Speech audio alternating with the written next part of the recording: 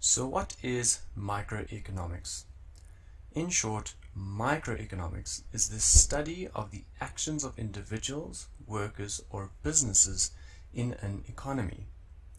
If we start from the perspective of the individual or household, microeconomics investigates how these actors spend their limited budgets on different combinations of goods and services, and what factors might cause them to change their purchasing behaviors.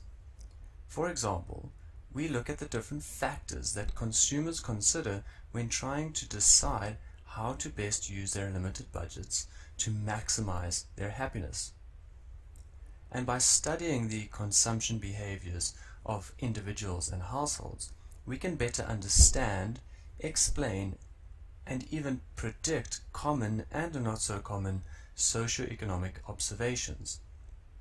For example, we can identify what determines how much people earn and explain why women on average earn less than equally qualified male colleagues.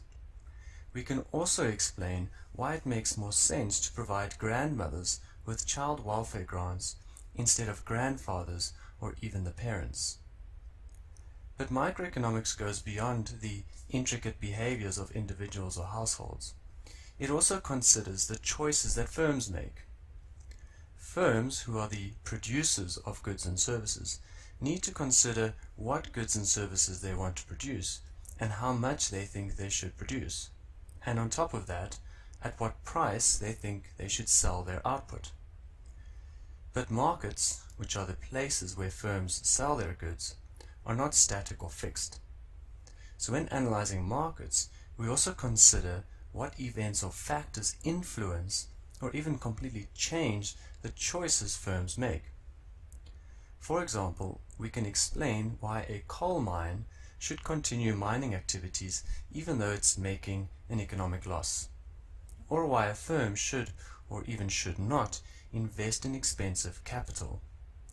We can even explain why some goods that are older than 60 years and no longer work are considered extremely valuable, while other goods that are also 60 years old are considered junk and worthless.